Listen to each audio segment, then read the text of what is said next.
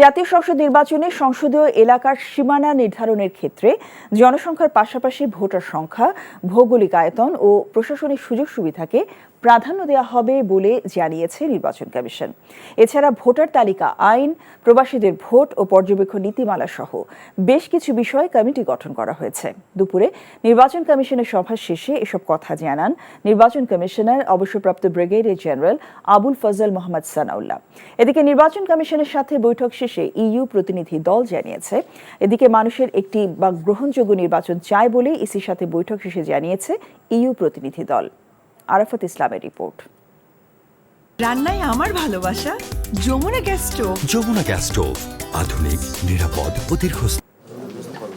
রাজধানীর আগারগাঁওয়ে নির্বাচন কমিশন ভবনের সভাকক্ষে কমিশনের তৃতীয় বৈঠক অনুষ্ঠিত হয়।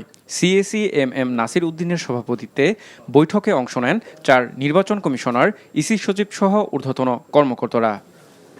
বৈঠক শেষে জানানো হয়, জাতীয় সংসদ নির্বাচনী এলাকার সীমানা নির্ধারণ আইনের সংশোধন আনা প্রয়োজন। এছাড়া বেশ কিছু আইন পর্যালোচনার সিদ্ধান্ত নেওয়া হয়েছে। আমরা যেটা প্রস্তাব করতে চাচ্ছি যে ভৌগোলিক আয়তন, অবস্থা ও অবস্থান, সর্বশেষ জনশুমারি প্রতিবেদন ইত্যাদির ভিত্তিতে এই সীমানা নির্ধারণী কার্যক্রমটা করার।